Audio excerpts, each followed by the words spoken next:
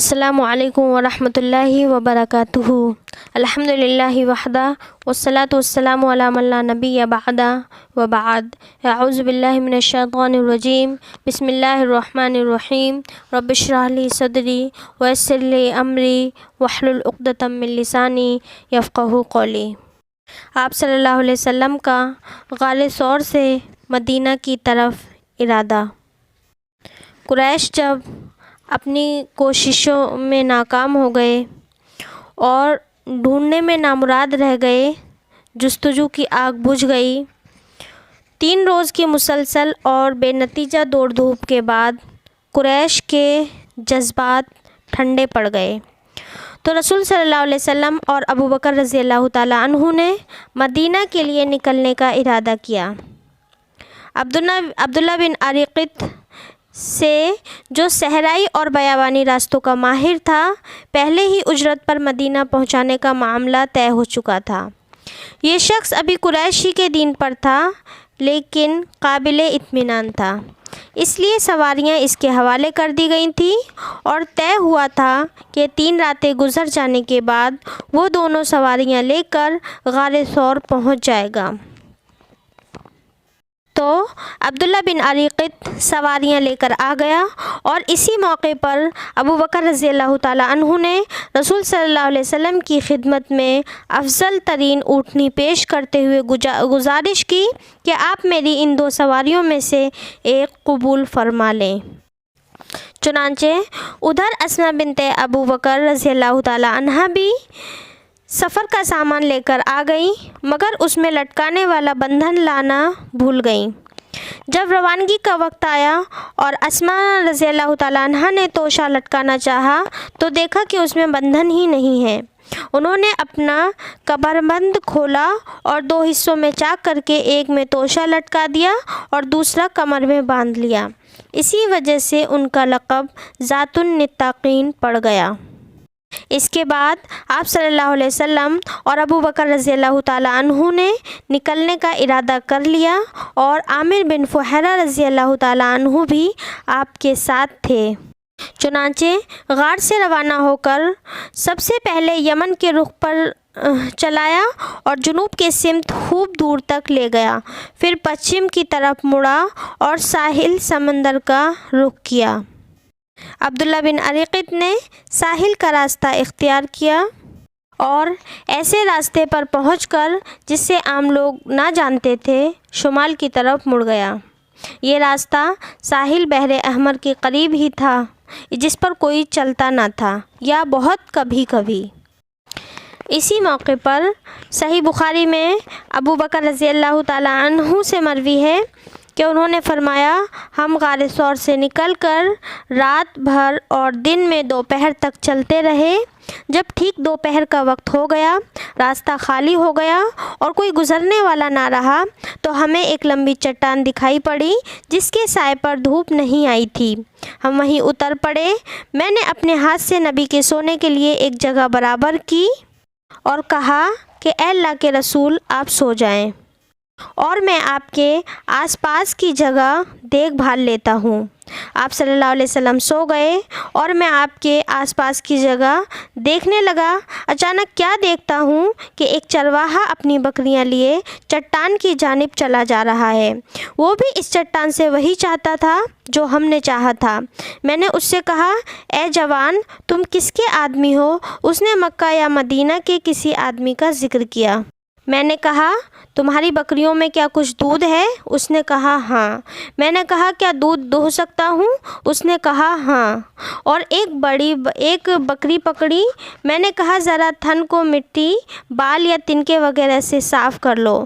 اس نے ایک تھوڑا سا دودھ دوہا اور میرے پاس ایک چرمی لوٹا تھا جو میں نے رسول اللہ صلی اللہ علیہ وسلم کے پینے اور وضو کے لیے رکھ لیا تھا۔ میں نبی کریم صلی اللہ علیہ وسلم کے پاس آیا لیکن گوارا نہ ہوا کہ آپ کو جگاؤں۔ چنانچہ جب آپ بیدار ہوئے تو میں آپ کے پاس آیا اور دودھ پر پانی انڈھیلا یہاں تک کہ اس کا نچلا حصہ ٹھنڈا ہو گیا۔ اس کے بعد میں نے کہا، اے اللہ کے رسول، آپ پی لیجئے۔ اس کے بعد آپ نے دودھ پیا یہاں تک کہ میں خوش ہو گیا۔ پھر آپ صلی اللہ علیہ وسلم نے فرمایا کیا ابھی نکلنے کا وقت نہیں ہوا ہے؟ میں نے کہا کیوں نہیں؟ اس کے بعد ہم لوگ چل پڑے۔ اس سفر میں ابو بکر رضی اللہ تعالیٰ عنہ کا طریقہ یہ تھا کہ وہ نبی صلی اللہ علیہ وسلم کے پیچھے رہا کرتے تھے، یعنی سواری پر آپ کے پیچھے بیٹھا کرتے تھے۔ چونکہ ان پر بڑھاپے کے آثار نمایاں تھے، اس لیے لوگوں کی توجہ انہی کی طرف جاتی تھی۔ نبی صلی اللہ علیہ وسلم پر ابھی جوانی کے نشانات تھے، اس لیے آپ صلی اللہ علیہ وسلم کی طرف توجہ کم جاتی تھی۔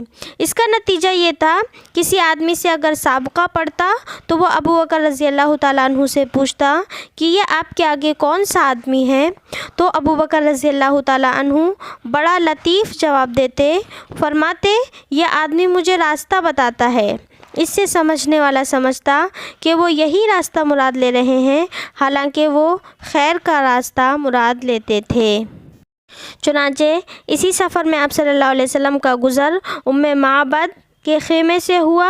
یہ ایک بہت اچھی خاتون تھیں، ہاتھ میں گھٹنے ڈالے خیمے کے صحن میں بیٹھی رہتی اور آنے جانے والے لوگوں کو کھلاتی پلاتی رہتی۔ آپ صلی اللہ علیہ وسلم نے ان سے پوچھا کہ آپ کے پاس کچھ ہے؟ بولی اللہ کی قسم ہمارے پاس کچھ ہوتا تو آپ لوگوں کی میزبانی میں تنگی نہ ہوتی۔ بکریاں بھی دور دراز ہیں، یہ قحط کا زمانہ تھا۔ رسول صلی اللہ علیہ وسلم نے دیکھا کہ خیمے کے ایک گوشے میں ایک بکری ہے۔ فرمایا ام معبد یہ کیسی بکری ہے؟ بولی اسے کمزوری نے ریوڑ سے پیچھے چھوڑ رکھا ہے۔ چنانچہ آپ صلی اللہ علیہ وسلم نے دریافت کیا اس میں کچھ دودھ ہے؟ بولی وہ اس سے کہیں زیادہ کمزور ہے۔ تو آپ صلی اللہ علیہ وسلم نے فرمایا اجازت ہے تو اسے دوہ لوں؟ بولی ہاں میرے ماں باپ آپ پر قربان ہوں، اگر تمہیں اس میں دودھ دکھائی دے رہا ہے تو ضرور دوہ لو۔ اس گفتگو کے بعد رسول صلی اللہ علیہ وسلم نے اس بکری کے تھن پر ہاتھ پھیرا، اللہ کا نام لیا اور دعا کی۔ بکری نے پاؤں پھیلا دیے، تھن میں بھرپور دودھ اتر آیا۔ آپ صلی اللہ علیہ وسلم نے ام معبد کا ایک بڑا سا برتن لیا جو ایک جماعت کو آسودہ کر سکتا تھا، اور اس میں اتنا دودھ دوہا کہ جھاگ اوپر آ گیا۔ پھر ام معبد کو پلایا، وہ پی کر سیراب ہو گئیں تو اپنے ساتھیوں کو پلایا، وہ سب بھی سیراب ہو گئے اور خود پیا۔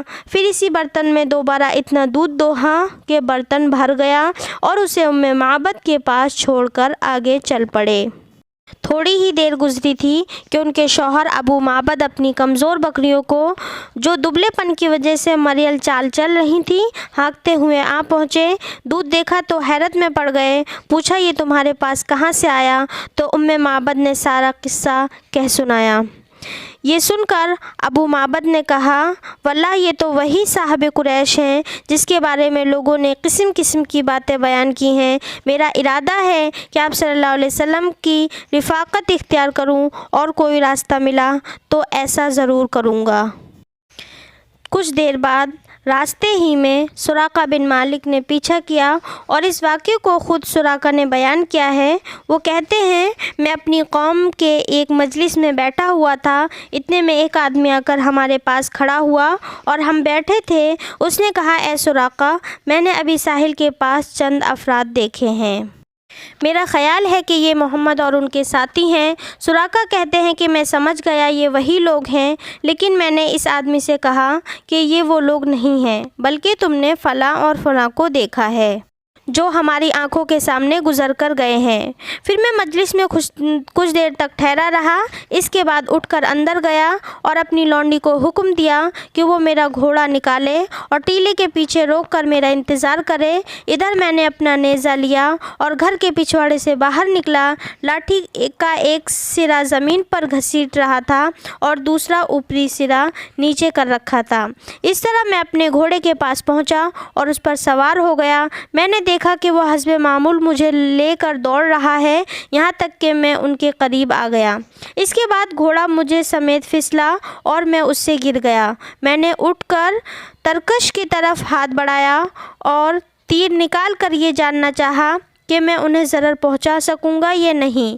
وہ تیر نکلا جو مجھے ناپسند تھا، لیکن میں نے تیر کی نافرمانی کی اور گھوڑے پر سوار ہو گیا۔ وہ مجھے لے کر دوڑنے لگا، یہاں تک کہ جب میں رسول اللہ صلی اللہ علیہ وسلم کی قرأت سن رہا تھا اور آپ متوجہ نہیں فرما رہے تھے، جبکہ ابو بکر رضی اللہ تعالیٰ عنہ بار بار مڑ کر دیکھ رہے تھے تو میرے گھوڑے کے اگلے دونوں پاؤں زمین میں دھنس گئے، یہاں تک کہ گھٹنوں تک جا پہنچے اور میں اس سے گر گیا۔ پھر میں نے اسے ڈانٹا تو اس نے اٹھنا چاہا، لیکن وہ اپنے پاؤں بمشکل نکال سکا۔ بہرحال جب وہ سیدھا کھڑا ہوا تو اس کے پاؤں کے نشان سے آسمان کی طرف دھوئیں جیسا غبار اڑ رہا تھا۔ میں نے پھر تیر سے قسمت معلوم کی اور پھر وہی تیر نکلا جو مجھے ناپسند تھا۔ اس کے بعد میں نے امان کے ساتھ انہیں پکارا تو وہ لوگ ٹھہر گئے اور میں اپنے گھوڑے پر سوار ہو کر ان کے پاس پہنچا۔ جس وقت میں ان سے روک دیا گیا تھا اسی وقت میرے دل میں یہ بات بیٹھ گئی تھی کہ رسول اللہ صلی اللہ علیہ وسلم کا معاملہ غالب آ کر رہے گا۔ چنانچہ میں نے آپ صلی اللہ علیہ وسلم سے کہا کہ آپ کی قوم نے آپ کے بدلے دیت کا انعام رکھا ہے، اور ساتھ ہی میں نے لوگوں کے ارادوں سے آپ کو آگاہ کیا اور سامان کی بھی پیشکش کی، مگر انہوں نے میرا کوئی سامان نہیں لیا اور نہ مجھ سے کوئی سوال کیا، صرف اتنا کہا کہ ہمارے متعلق رازداری برتنا۔ میں نے آپ سے گزارش کی کہ آپ مجھے پروانہ امن لکھ دیں۔ آپ صلی اللہ علیہ وسلم نے عامر بن فہیرہ کو حکم دیا اور انہوں نے چمڑے کے ایک ٹکڑے پر لکھ کر میرے حوالے کر دیا۔ پھر رسول اللہ صلی اللہ علیہ وسلم آگے بڑھ گئے۔ اسی طرح راستے میں نبی صلی اللہ علیہ وسلم کو بریدہ اسلمی ملے۔ یہ اپنی قوم کے سردار تھے اور قریش نے جس زبردست انعام کا اعلان رکھا تھا، اسی کے لالچ میں نبی صلی اللہ علیہ وسلم اور ابو بکر رضی اللہ تعالیٰ عنہ کی تلاش میں نکلے تھے، لیکن جب رسول اللہ صلی اللہ علیہ وسلم سے سامنا ہوا تو دل دے بیٹھے اور اپنی قوم کے 70 آدمیوں سمیت وہیں مسلمان ہو گئے۔ پھر اپنی پگڑی اتار کر نیزے سے باندھ لی، جس کا سفید حصہ ہوا میں لہراتا اور بشارت سناتا تھا کہ امن کا بادشاہ، صلح کا حامی، دنیا کو عدالت انصاف سے بھرپور کرنے والا تشریف لا رہا ہے۔ اسی طرح راستے میں نبی صلی اللہ علیہ وسلم کو زبیر بن عوام رضی اللہ تعالیٰ عنہ بھی ملے۔ یہ مسلمانوں کے ایک تجارت پیشہ گروہ کے ساتھ ملک شام سے واپس آ رہے تھے۔ آخر میں مولا کریم سے دعا ہے کہ ہم تمام کو اپنے نبی کی سیرت سننے، سمجھنے اور پڑھنے کی توفیق دے۔ مولا کریم ہمیں زیادہ سے زیادہ عمل صالح کی توفیق دے، آمین ثم آمین۔ السلام علیکم ورحمۃ اللہ وبرکاتہ۔